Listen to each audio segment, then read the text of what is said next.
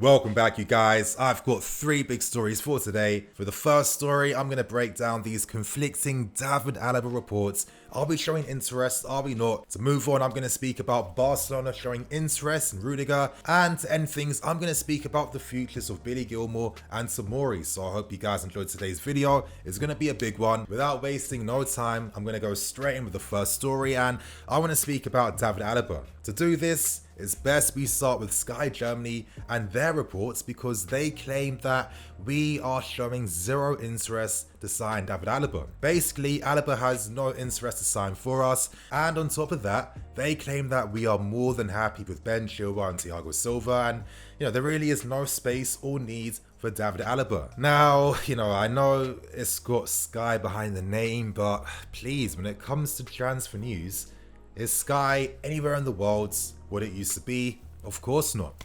Let's not forget that Sky Germany also made some very bold claims in regards to Kai Havertz's future. How many times did they say that this move wasn't going to happen, that he was destined to sign for Bayern Munich as well? So for me personally, I can't take this news story as something concrete and something super serious that I just have to believe as facts. I do think though that if I was Pini Zahavi, this is a great situation to be in. You've got the media doing your work for you, just generating this buzz and feedback and just building the clout of your client as well. When you're an agent, this is how you play the game. Now, Liam Tooney, another Chelsea correspondent, a very, very good one. He came out stating that, okay, in the summer, we did show interest to sign David Alaba, but during the summer period, Alaba was not interested in signing for us. So just reading this information and knowing how Sky normally tends to be in covering this news, it's not the first time that they've been far behind the curve. I now want to give my thoughts and opinions behind the story. And my first initial thought is, okay, if it's not us, and I'm not saying this from like an arrogant point of view, but okay, who would be the main club leading the race to sign Alaba? At this point in time, there's absolutely none. And for me, this is the main reason why we are seeing so many reports resurfacing about previous interest, and I also think potentially current interest as well. AS reported yesterday that Pini Zahavi has offered his client to half of the best teams across Europe. So, when you're doing that, when you're putting out feelers, it's no surprise that you're also going to use the media and the press to do your bidding as well. For me, I do feel like there is interest, covering so many news stories over the seasons. Once we look at a player, there's normally a scout report behind things. There's normally lots of information and due diligence behind the process too. And if we scout Alaba, it must mean that he has those credentials that we would want at the back. Now, of course, going back to what Liam Tooney said earlier, I understand in the summer why Alaba would reject us. Let's not forget how footballers think. He was playing for Bayern Munich against us, but they absolutely battered us and destroyed us. He'd be thinking immediately, I can't even consider this club without seeing what's happening here because, I'm not here to be wasting time doing rebuilding jobs.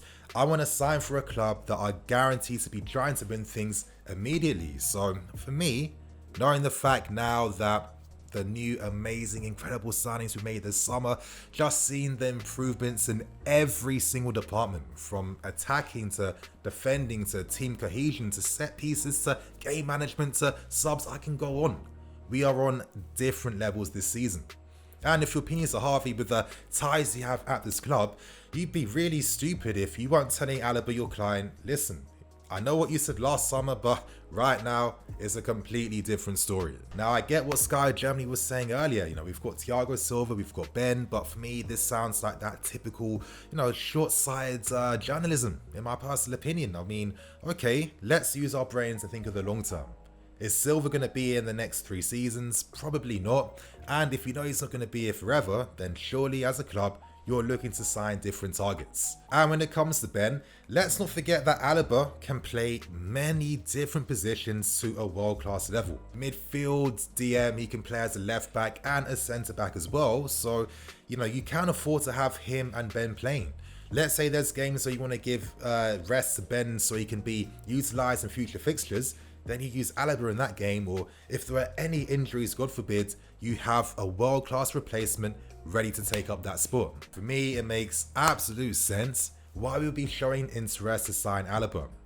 Immediately, number one, For me, one of the very best in the world right now at progressing the ball, starting attacks, playing between the lines, and which are all the important qualities that Thiago Silva brought to this team. You know, we missed out on them when we saw David Luiz, but when you're a big club, yeah, you need to have centre-backs that can move the ball out from the back.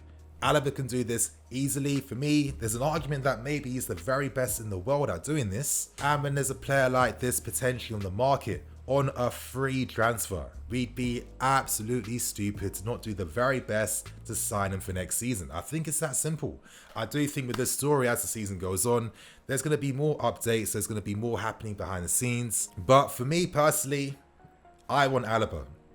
I want him. And of course, you guys in the comments below, give me your thoughts and opinions on this story, or my opinions on the story as well. I mean, I want to read it all. Now we move on to the second story today, and I'm going to speak about Antonio Rudiger. Now, yes, recently with other reports, it came out suggesting that Rudiger right now is happy to remain at the club. It seems like him and Lampard have spoken. We understand that, of course, Rudiger has ambitions to represent Germany and maintain that first team spot in the team in the Euros. So, before I delve into giving my thoughts and opinions, let's break down the story today. Today, reports came out from Spain from Mundo Deportivo suggesting that Barcelona are now one of the clubs showing an active interest in potentially signing Antonio Rudiger. At this point in time in Barcelona, they're having an absolute nightmare defensively. Gerard Piqué just picked up a very serious injury that's going to rule him out for up to 4 to 6 months. Umtiti isn't the same player as well, and it's quite understandable that Ronald Koeman wants another defender to sign. Now, the reality is that Rudiger is not number one. Barcelona's main target is Eric Garcia from Man City, but as we saw during the summer, that had quite a lot of complications. If Barcelona can't sign Eric Garcia, then the plan is to move for a backup option that has experience, obviously that has technical ability as well, because you can't play for Barcelona if you don't possess that. So it's only natural that they would turn their attentions to Rudiger. What's interesting about these reports though is that they state that we are offering Rudiger to Barcelona. Now, does this make any sense? Because a few weeks back, in previous stories on Rudiger, he came out suggesting that he is happy at the club right now. He's spoken to Frank Lampard, they've come to an agreement, and right now, does this make any sense? Is this another conflicting story? I'm going to give you guys my thoughts and opinions, and for me immediately, when you compare Rudiger to other defenders at the club, I feel like he's the lowest one in the priority list. I mean, the reality is his market value isn't going to get any higher. It's actually going to depreciate unless he's somehow forces himself into the first team and just becomes an absolute sensation at the back, which I don't think is going to happen. For me, it's quite obvious why Rudiger was reintroduced back into the team. It wasn't so he could potentially get his first team spot back, but the reality is, you know, if you want to move a player on, if he's not part of the squad, if he isn't playing, if he isn't getting those minutes, then how are you going to receive any offers you want from him? And how are you actually going to move him on? So on that basis, it makes complete sense why Rudiger has been reintroduced back into the team. And it makes complete sense why stories linking him with moves away still aren't going anywhere. As I'm saying, I feel like his reintroduction back into the squad is to maintain his market value, to obviously find clubs to take him from our hands. Because if he's not even part of the squad, then what's happening to his market value? It's going downhill, and the last thing we need right now after having Kepa on our hands is for more players to lose their market value and us getting absolutely nothing from their sales. And now you guys, I'm going to end with the final story for today. It's going to be like a part A and part B. I'm going to first focus on Tomori before speaking about Billy Gilmore. So to focus on Tomori, of course, Mr. Chelsea, Mr. Matt Law himself came out to just drop the facts, drop the knowledge.